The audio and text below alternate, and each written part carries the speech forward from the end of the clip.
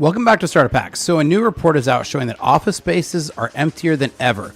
Even though there's some big, large RTOs, which means return to office mandates that have been made by some huge companies, office spaces are still empty.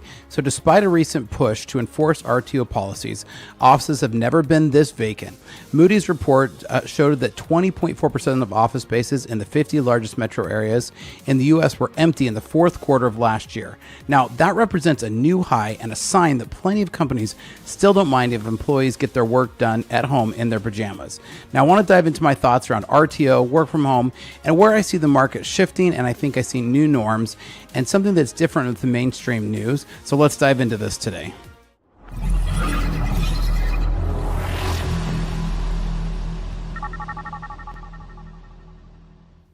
All right, welcome back to Startup Hack. I'm Spencer Thompson. Here at Startup Hack, we train software developers in our licensed coding boot camps and build custom software solutions for companies. With a decade of executive leadership as a fractional CTO and 25 years in software development, I've mastered transforming tech teams and products. So, a brand new report just dropped, and it shows that office spaces are emptier than a ghost town on Sunday morning. Now, do you believe it? Now, I know what you're thinking. Spencer, didn't a bunch of big shots just announce some huge RTO return to office mandates? Now, you're right, they did, but guess what? Despite all their huffing and puffing, those office spaces are still sitting vacant. So Moody's, these are the folks who always seem to have their finger on the pulse of office space. They reported that a whopping 20.4% of office space in the 50 largest metro areas in the U.S. were still sitting with collecting dust in the fourth quarter of the year. Now, one of the things that's not even going to show too is I think it's going to show that even though some office space is showing as rented, I've been in a lot of offices that are pretty vacant, right? So it's not just a record, it's a giant neon sign flashing, hey companies, we still don't care where your employees are as long as you're getting your job done, right? Now, I've been around the block a few times in my 25 years in tech, and I want to give you some thoughts around this RTO versus work from home showdown. Now, I want to dive into a couple of these articles here and go through some of these because I want to show you what I'm talking about here. So you can see that Moody's year-end report shows that office vacancies reached 20.4% in the fourth quarter of 2024. Now, this is 3.6% higher than it was 5 years ago before the pandemic. So that was before the pandemic. So like we can see that it's definitely, still a shift, right? 4% higher is still higher, right? But the emptying of the office spaces is still I think we're still seeing some shift here, right? And we know that there's some big RTOs, right? But I don't think that we're seeing quite everything here, right? So 1 in 3 companies are forcing return to offices due to existing office lease agreements. And this is by resume.com. So the return to office push remains prominent in a big trend in corporate environments. In November 2024, resume.org surveyed 900 business leaders at companies that went remote during the pandemic, but have since implemented a return to office policy. Now, the major takeaway is 3 in 4 of the companies surveyed will require employees to be in the office at least 3 days a week per week next year. Half of companies aren't concerned about employees quitting over RTO. This tells you something. They're actually just looking for a veiled way to be able to do a layoffs, right? Otherwise, they wouldn't care about this. Half the companies that lease office space say that agreements are affecting their RTO policy. So basically, they're paying for office space, so they want butts and chair to fill it in, right? 1 in 10 companies will lessen or eliminate RTO policies upon lease expiration. So I think that's kind of interesting. And I'll be curious to see if that actually goes up. So I think as we start to see leases expire as we see leases expire, I think you're going to see a lot more. I think we're going to see this go up even more. So by the end of 2025, over 73% of companies surveyed that they already have an RTO policy in place and will require employees to work 3 or more days in the office. So I thought this was an interesting trend, and definitely I want to give you my thoughts behind it, because this is, I think, a big one, right? Reason behind return to office, 69% they say it features more collaboration. I totally disagree with this, but that to each his own, right? I'm going to move my head over here so you can see these reports a little bit better. Now, the other ones say they'd improve company culture. Now, I kind of get this. There's something about getting together and hanging out, right? I do totally get this. The other one says it fosters better management. Now, I believe that if you have to actually see your employees to be able to know if they're getting their job done, then you're a pretty crappy manager, right?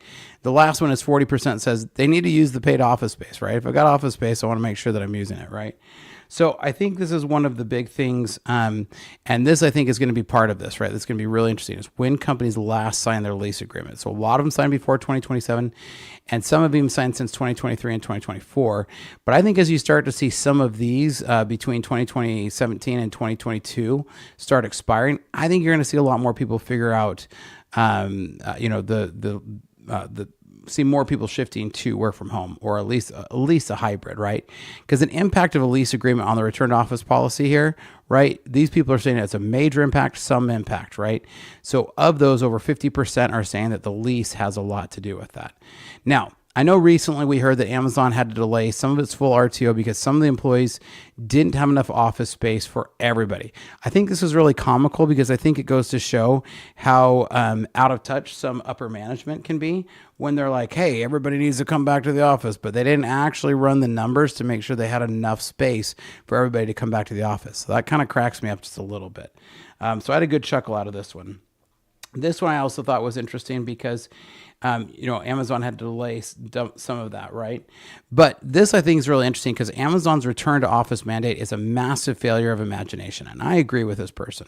Christy Smith argues that Amazon's new return to work office policy, in which employees must work from Amazon for 5 days a week, is a significant mistake.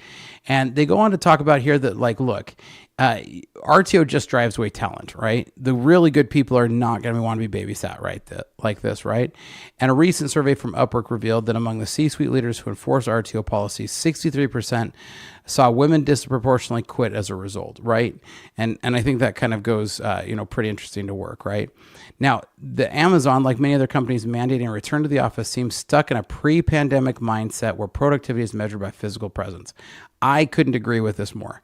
I think we've seen companies like Microsoft that have not mandated an RTO, and other companies who are equally just as, Airbnb and a lot of these others who have been just as innovative to prove that where you're working has nothing to do with whether you're innovative or not, right? Now, according to this McKinsey, 83% of workers say they work more efficiently and productively at home. So see, we have this huge out of touch between what the workers are saying and what management thinks. Because see, management thinks, let's go back to this one here. Management thinks that they can be more, like they can foster better management if they are in the office. And yet employees say that they're more productive working at home. I'm going to give you a big reason here. I know most people who work from home spend the same amount of time commuting as they would commuting working. Like a 9-hour day in the office sounds crazy long when you tack a half an hour to an hour commute to both sides of it. But a 9-hour day when you're working at home doesn't really sound so bad, right? And so, I pretty frequently work 9 and 10-hour days, and it doesn't feel bad because I'm working at home, right? I'm sitting here in my office, I'm making YouTube videos for y'all. And as always, if you love to, if you like my videos, make sure to leave a comment. Even if you think I'm an idiot, leave a comment because I love to have a great discussion. I was just having a discussion with a guy this afternoon about AI who didn't agree with me. And I love that. That's my favorite thing, actually. I love having a really good, healthy discussion. You can even call my names if you want to, if it makes you feel better. I'm pretty resilient. So I think really one of the big takeaways from this that I'm really seeing, and let's not forget, the JP Morgan is facing an internal revolt over their RTO mandate. And now there's talk of Wells Fargo style labor union is reportedly spreading. So people are actually trying to file into a union just to be able to fight the out-of-date touch that these old fogey CEOs are trying to do, thinking that the only way to innovate is get to button chairs. Now, the really funny thing is, I guarantee you he's not in the office 5 days a week. Now, all of this being said, I think this is really interesting what I really wanted to point out here. Highest rate of empty office space in years, and yet the Feds cannot bring down inflation. They can't bring down inflation because the job report still smashes expectations in December. They've kept interest rates as high as they possibly could without completely sending us into a depression, but trying to force us into a recession, and they still can't keep the job numbers down, right? So the stock market did not do really well on Friday because it doesn't like the look of a strong economy, because that means rates aren't going to go down. It's this bizarre world where we live in where it's like, yay, jobs are doing good, the GDP's awesome, we're doing so great. Oh wait, that means the interest rates aren't going to go down, therefore the stock market has to affect badly. But I just really want to show this correlation that for Now, for a couple of years, we've been fighting inflation, trying to get job numbers down, and yet they keep pushing up along with the highest rate of work from home that we've ever seen in history. Okay. I don't think this is a coincidence. That's what I'm trying to push at here. I don't think this is a coincidence. My opinion is that employees like to be trusted and they like to work at home. And, we've seen it 83% said they're more productive at home. So if we're seeing that they're more productive, we see they like it, they see they have a better work-life balance, then why are we as management forcing people to say innovation must be this way?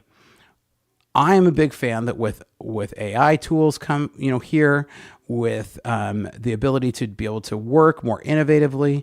My dev teams work remotely, and part of it is we work really fast, and we've beat all of our expectations and deliveries on all of our projects because we are remote.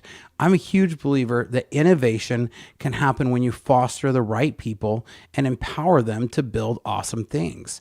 And so I'm a huge believer in this. I would love to hear other people's opinion. I'd love to hear how people would tell me that I'm so wrong, but I just really feel like this correlation between a strong economy, which can't seem to get beat up by the feds, no matter what the Fed tries to do to get it to lower jobs right now, they can't. And yet at the same time, there's this coincidental link to me around how work from home is as high as it's ever been. Now, what are your thoughts? Do you agree? Do you disagree? Because I love to have a great discussion. Here at Startup Hack, we love to train software developers in our licensed coding boot camps, as well as to build custom software solutions for companies. So reach out because we'd love to help. Hit the links down below or check out startuphack.com today. Want to become a software developer but don't want to spend 4 years in college and rack up massive student loan debts? Think you need technical expertise to get started? Welcome to Startup Hack, a better way to start your software career without student loans and years without income. One-on-one tutoring is included so you never get stuck and have guidance through the whole process. No technical experience is necessary. Learn at your own pace and in your own space. Startup Hack has worked with local state agencies in your area to make it so that qualifying students can get the program costs covered entirely and students can start earning while they learn. Hi, I'm Jacob, and I completed the full stack development course offered by Startup Hack. One thing setting Startup Hack apart from any other coding bootcamp was the quality of one-on-one tutoring available. All of the projects that we did were challenging and thought-provoking, but left me feeling very accomplished and very prepared for my first job that I was offered just days after completing the program.